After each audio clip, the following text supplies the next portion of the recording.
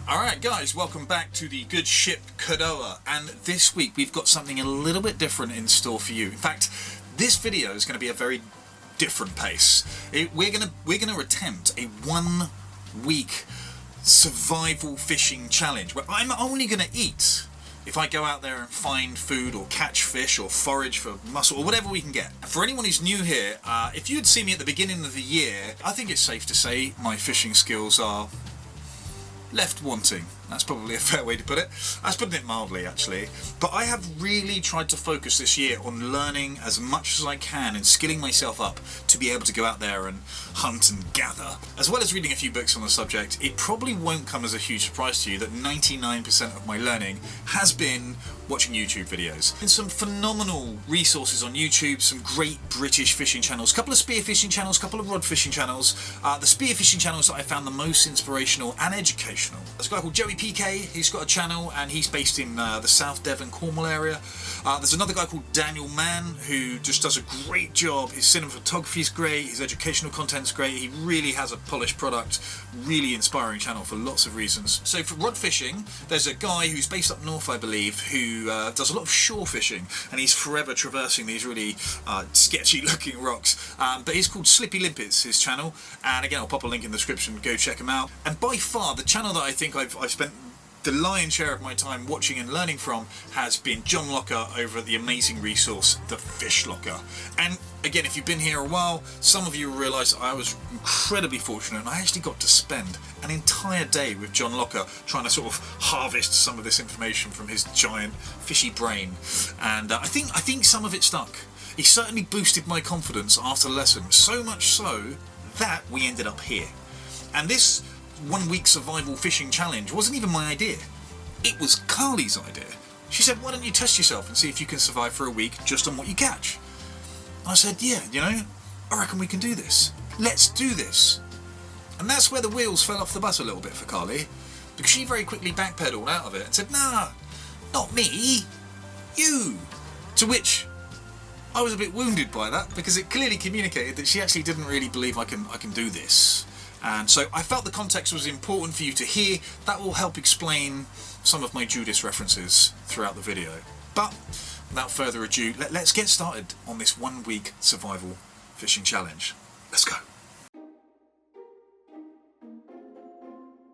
Now that I've dropped Judas and Hank off to go for a dog walk, I'm going to head over here and I'm going to troll a little jelly lure just along the side of the coast here. We've got about an hour to an hour and a half left of the ebb tide, so I'm hoping I'll be able to pick something up.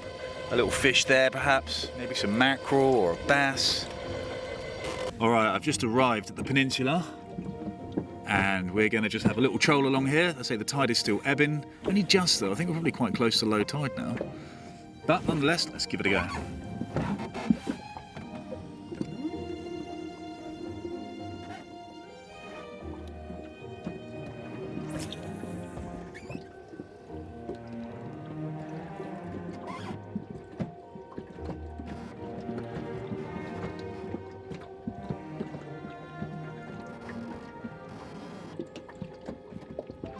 Yeah, into a fish. That's looks like an okay little fish. Just coming in.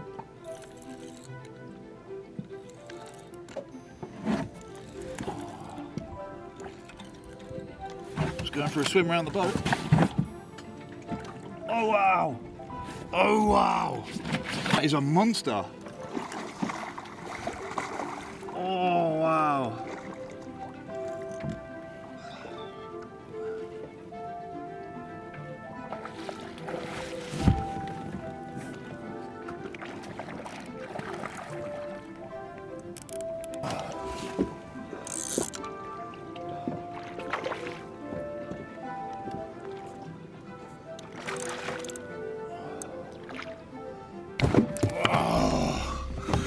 Lost the use of camera for a second there, but woo!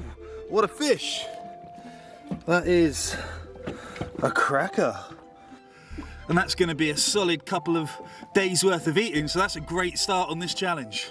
Okay, that's going to be me done for the day. I'm very much of the ethos, take what you need, not what you can. And so we've been out for less than an hour, half an hour, and just pulled in a monster bass. Looks like it weighs about 3 or 4 kilos, so That's going to do for a good couple of days worth of meals. I think this week challenge is going to be all right, you know. Carly, doubting my man skills.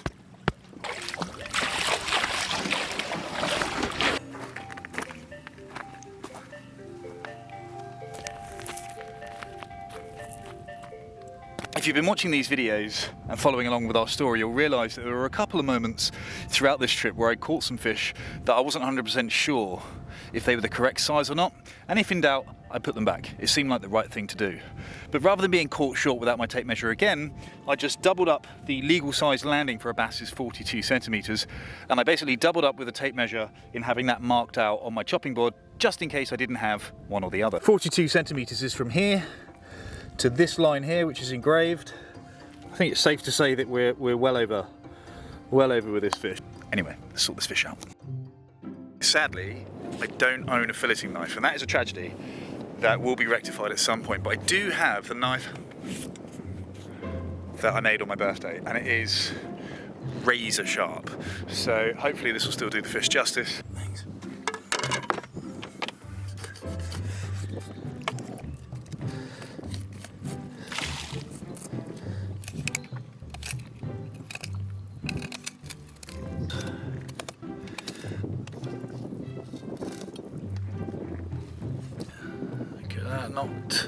Not too bad.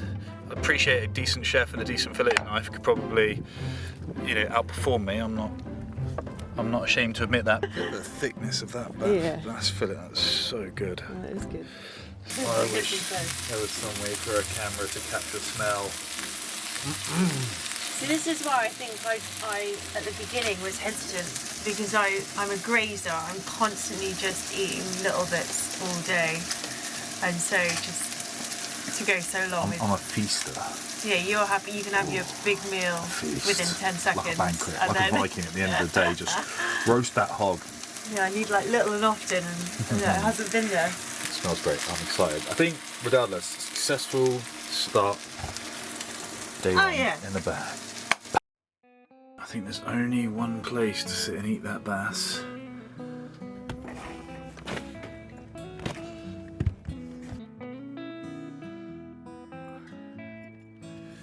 It's not every day you get a sunset like that, is it? Oh. I thought it should be a candlelit dinner. Delicious. Sea bass with a black olive and tomato salsa. Oh. Good? Tell you what, when you wait all day to eat, it makes it taste even better. I mean, it is delicious anyway, but you appreciate it so much more. Awesome. That's what it's all about. That's what it's all about.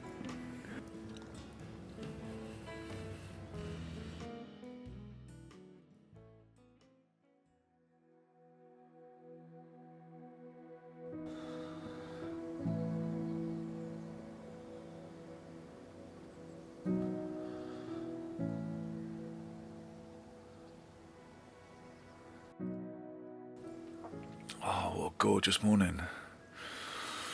I love the fog when you're all settled. Not travelling in it so much, but that's one thing that living on a boat really does, is enable you to just witness so many more sunrises, sunsets. In fact, last night was a full moon, and even that, watching the moon come up was huge.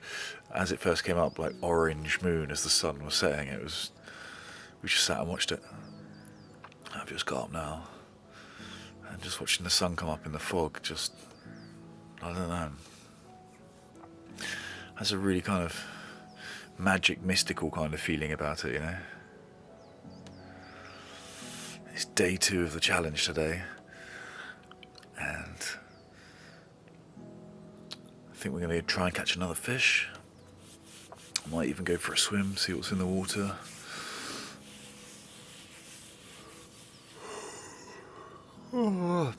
But not before I have a coffee. Definitely need a coffee.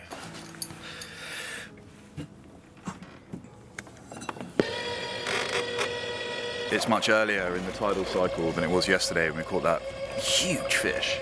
But I'm going to basically, now I know the sort of the topography of the ground over there, having gone over at low tide, I'm going to head up to the outside of that peninsula again It's going to be very much underwater now, and I'm going to sort of follow that line back round and see what we can find. The water is flowing at a reasonable pace out to sea now. It's ebbing. I'd say it's quite early. Let's see if we can get another early result. Takes a lot of pressure off the rest of the day, let alone the rest of the week. There would be a lot less pressure on this challenge if Carly didn't decide to butt in at the last minute when she saw that juicy, succulent bass. All of a sudden she had a change of heart. I was good for a solid 4 meals. And now the pressure's back on. Now I'm feeding the family again. Alright, let's do this.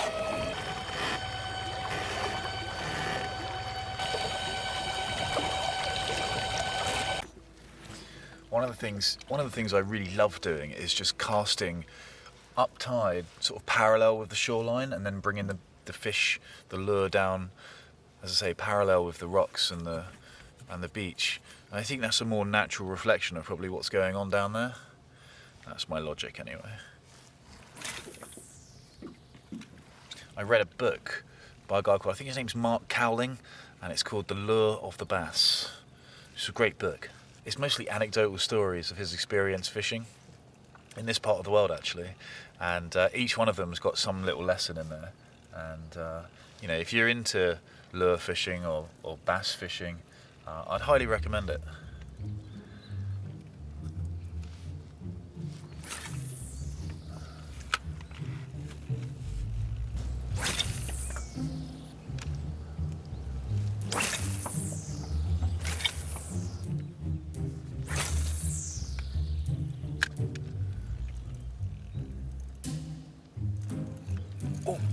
Oh, yes!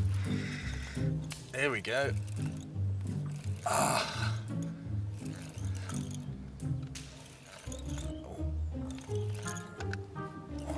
Doesn't feel very big, this one. Oh, maybe I'm wrong. Maybe it's just coming. Oh, hello. Hello. Oh, ooh, maybe I was wrong there. It's putting up a bit of a fight. It must have just been swimming towards my... Oh, it's trying to go under the boat. It's trying to go under the boat. It's going under the boat. Oh, there we go. Let's have a little look at this. Got measuring board. Oh, look at that. It's just bang on the legal size. Brilliant. Okay, now after getting stabbed by one of these yesterday, oh god, it's taken that lure really deep as well.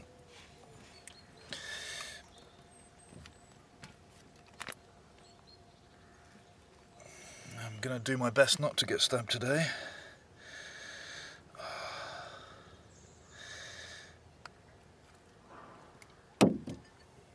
Let's just double check. Oh, it's bang on the legal limit.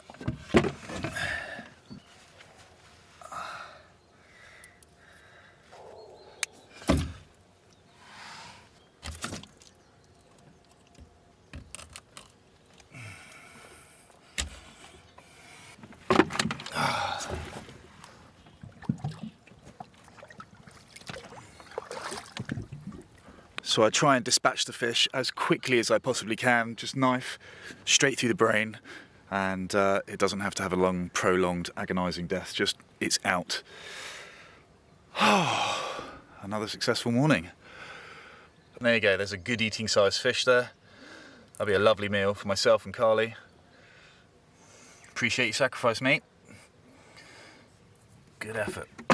Given that that fish is the very smallest end of the legal landing size and there's only a couple of meals in there, if it was just me doing the challenge on my own, that'd be me done for the day. But I think since Carly and I are both doing this together now, I'm going to try and catch one more, and if I do, great, I'll call it a day, and I'll call it a successful hunter-gathering day. Alright, let's see how we go.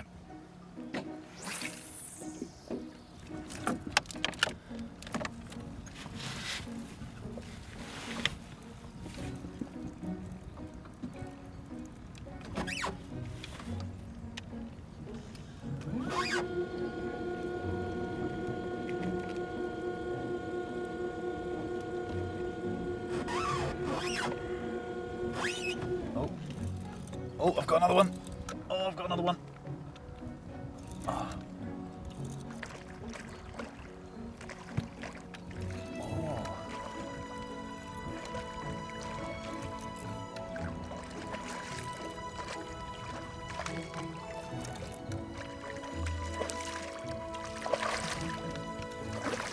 Whoa!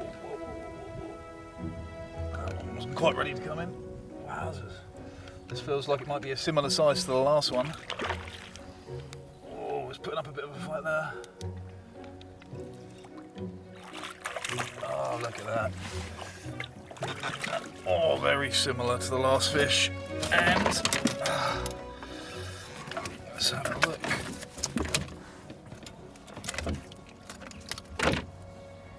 Oh, look at that. Bang on the legal size again. It's almost identical. It's a tiny bit. This one's 43 centimetres, so a centimetre too big. Not too big, but amazing. And there we have it. Two almost identical sized fish. Both legal limit. And that's our hunting very much done for the day. Zoom out. Alright, good morning guys. Today is day 3 of the survival challenge, and it's not quite as glorious start to the day today as it was yesterday or the day before. It's a bit overcast. Looks like it might rain, but not to worry. We've still got plenty of bass left, so we're going to take Hank for a walk and let him stretch his legs. And the tide's getting close to low tide. So yeah, the tide's getting close to low tide, so we're going to take a little bucket with us and have a little forage along the beach. See if we can find some clams, some cockles, some mussels, oysters, I don't know. See what there is. Buckets. You coming in?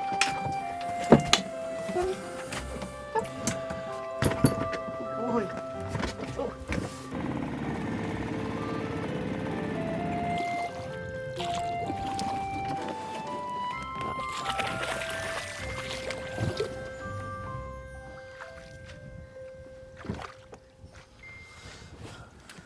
Hang on, you got flip-flops on. Why am I getting out?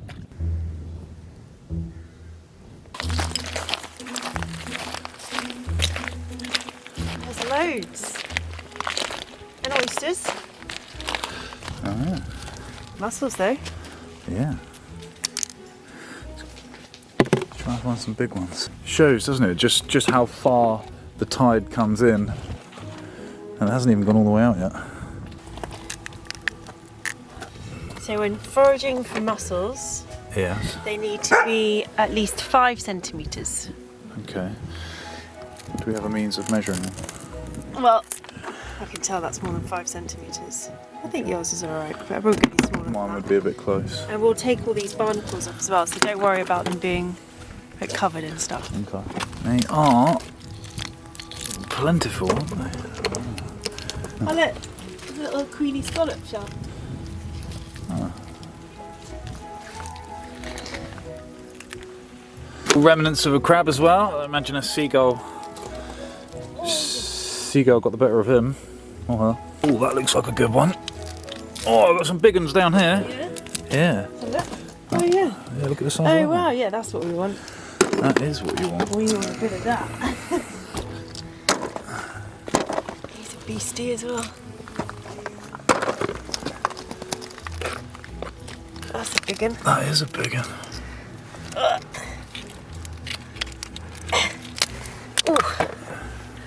Yes. Yes, I ripped the beard. So if you pull the beard up towards this end, it detaches it. So you don't get all that I've hairiness. got a few more. Nice. Alright, let's have a little count up. Let's see how we're doing. So they say 35 for a portion. Okay. Bearing in mind some of them won't open as well. So Yeah.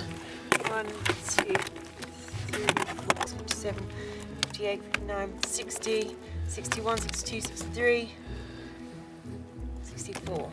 Okay. So what, 6 more. Fines. The biggest one doesn't have to clean them all. Oh, that's a good one. Oh. Oh, you win that. Yes. Okay, that's one to you. Oh, we're looking for a standout mussel. It's not a bad one, but it's not a monster. same. Not bad, not a monster. Got to make it count. I am. Like that one looks like a good one. I don't think it's as big as yours though. Ooh, that one. I'm gonna. Ah, no. Let's see. Yeah, no, I made a decision, but it didn't go as deep as I thought it'd go. Oh, I win that one. Yeah, you win that Okay. one. Right, last one. So it's best of 3. Yeah, I think I've got it. Made a decision, but it's not my best. Ah, you win. Yeah. Good. I guess it makes a change to rock, paper, scissors. Our freshly collected mussels. Now I'm going to clean them up. So you're getting rid of all those barnacles on here. Don't scrape your fingers.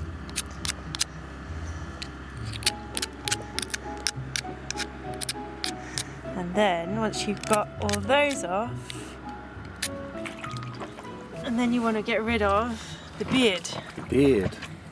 which is this bit here. This one's got quite a small beard, but you pull it up towards this end, and then Up towards which end, sorry? the Okay. fat end gone. And that beard's what it sort of uses to attach itself to, Yeah, to anchor onto the... But then you'll end up with what you more likely see in your bowl in a restaurant, Nice clean mussel. rather than. Before and after. So we've got, how many have we got? 70. 70 to do. One down. 35 each, right? 69 to go.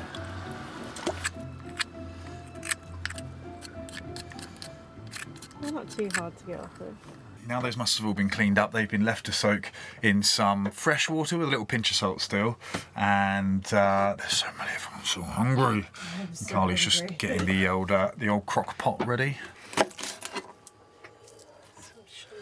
There's a big pot, all cooked on electric, powered by the sun. And in here are our freshly caught, picked, cleaned, processed mussels. Look at those. Awesome.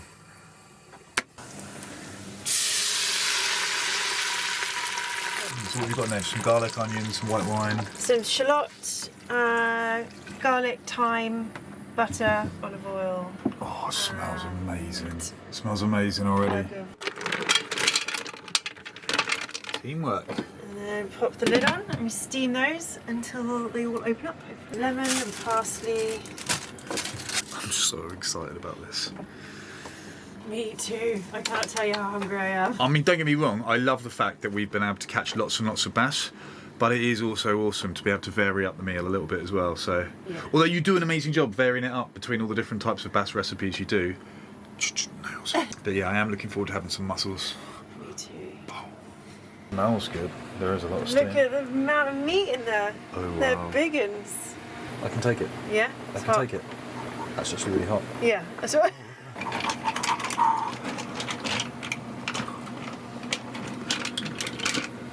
Oh goodness me. Good. Shall I add in some of this cream cheese? Oh yes. And we'll do a bit of lemon. There is a mountain of mussels coming my way. You like mussels? Oh my god. Wow. You have a feast. I think maybe we need a spoon for the the sauce. Oh, it smells so good. You've absolutely nailed the mussels. So if you guys haven't done so already, like obviously you go, no, that's cool. Carly's obviously just doing the Instagram shots, the all-important Insta shots. If you haven't done so already, I'll pop a link in the description. That'll take you to, I say our Instagram, I guess it is, but it's Carly's. Carly looks after it. And we're going to dive into this food. I need to try it on camera. What have we got? Try some of the sauce. What have we got? Oh, that is good. That's so good. It is so good. Look at that.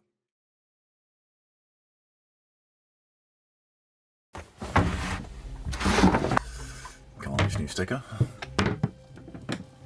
Day 4. That tide's moving a bit fast. I'm going to head over and start fishing. There's a few fishermen that are already heading over there. They've already scouted me. Alright, let's see what we can do. Let's see if we can have a productive morning on day 4.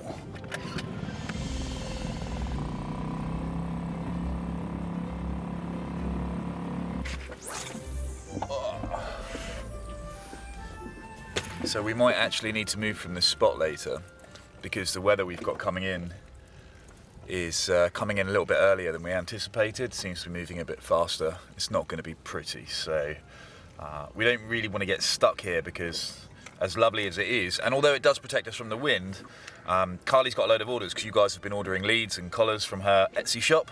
If you haven't seen it, link is in the description. But we need somewhere to post them, and there's nowhere to post them from here, which is crazy.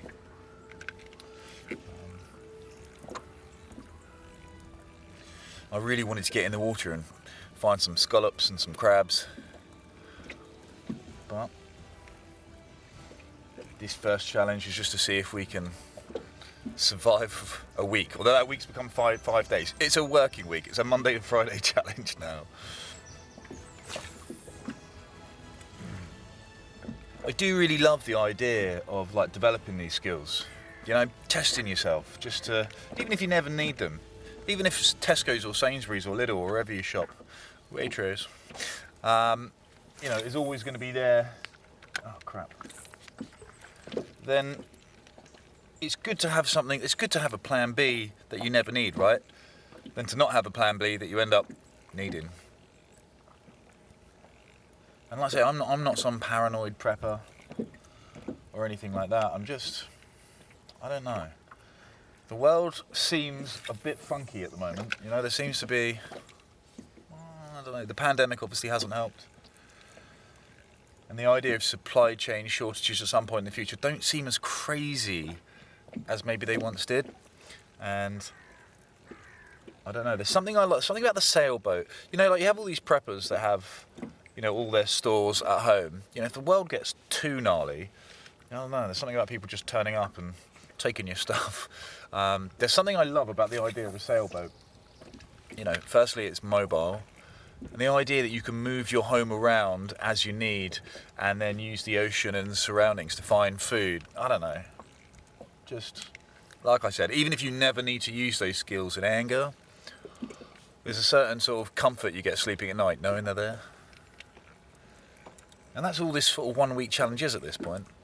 But I would like to do something a bit more testing. I'd like to do some solo challenges. I'd like to find fish using like the most primitive of tools, you know, what's around me naturally. Making fire with sticks, you know, creating a little shelter near the coast. Little little solo survival missions. Like, it's starting to really appeal to me to get to know my surroundings so much more that, again, it's nice to have a skill set that you never need than one you need and never have. That's my thought anyway. Some people's midlife crisis is a little red convertible sports car. Mine is trying to become Ray Mears. Oh, we've got one. Oh, we've got one. Oh, fish on. Oh, looks like a nice one too. Oh, it looks like a nice one.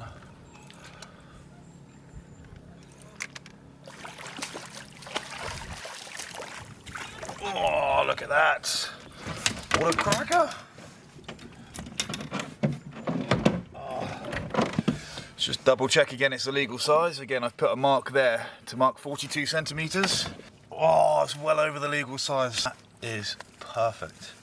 And I just dropped that lure down. I just went to the edge where the rocks drop straight off, and I just dropped the lure at the edge of the rocks and let it just sink down naturally. I gave it lots of line, and so therefore it just kind of twiddled down to the bottom. And as I just brought it up, boom, I was on a fish straight away. So awesome.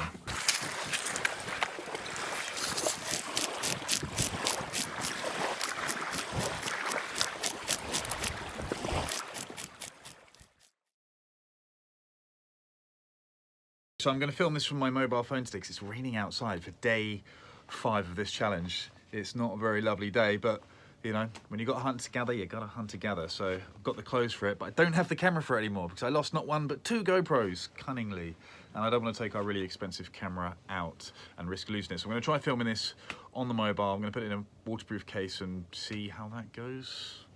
See how any of it goes. Our high-tech equipment that we're going to be using for day 5. But day 5 is supposed to be like the culmination, isn't it? You know, like the cherry on the cake. I should be using the best kit possible, and I'm not. I'm using this. Sorry guys, you have to bear with me.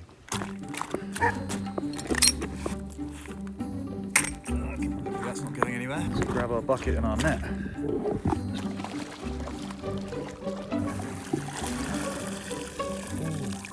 Okay, so you found a queenie scallop. Yeah, and a baby king scallop. This is a regular scallop, obviously a baby. And then, just to give you an idea of perspective, this one's a keeper. Look at that. This one is definitely a keeper. That's amazing. Massive. But these two, yeah, they can return them to the wild. I'm going to try and unearth a few more scallops. That was totally accidental. I didn't see it. I just pulled it up and I was like, scallop. Nice. And I thought it was a scallop shell. Yeah. And I was like, oh, what's the chance of it being alive? And it was like, quack, quack, quack, trying to get away. Amazing. And I was like, good work. I'm happy about that. Happy about that. This is a bit like being a kid and going rock pooling. That was always lots of fun. But I've just popped the net back in the water and got a whole bunch of stuff out this time. Check this out. We've got a little shrimp there, a prawn, a little baby prawn. It's probably a little bit too small for our needs.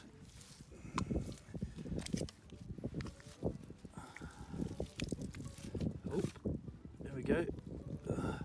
It's another one of those little fish. There's loads of them in there. What is that?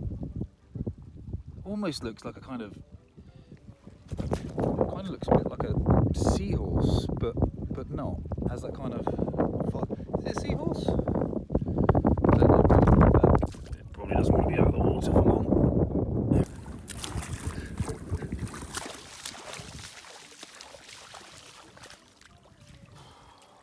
Oh, that's a good one. What's that? Little prawn. Definitely going to have a prawn sandwich later, I think. Oh, yeah, you got those. I think so.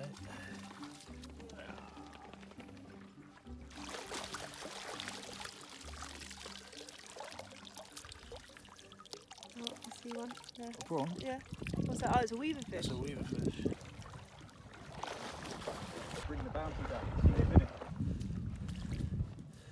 Let's see what's going on here. Oh, I think this. Oh. That's an egg sac, isn't it? That's an egg sac for I think for a little shark.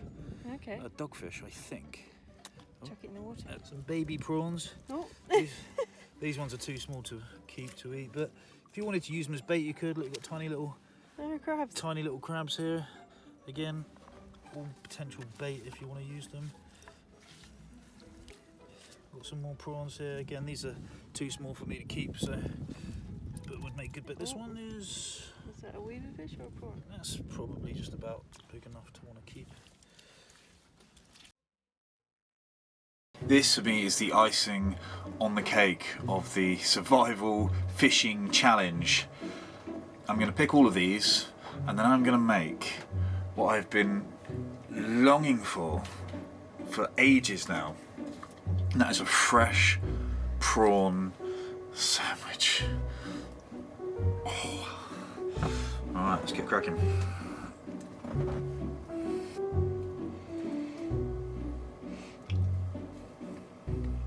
Did you say Hank's allowed prawns? Yeah. Just not with the do you want a prawn? shell on. Hank, do you want a prawn? Do you want one? He's not into prawns. He likes prawns. He went to eat it when I put a whole one near him. Sure. Right. More for me. Put a whole one near him. Don't let me down.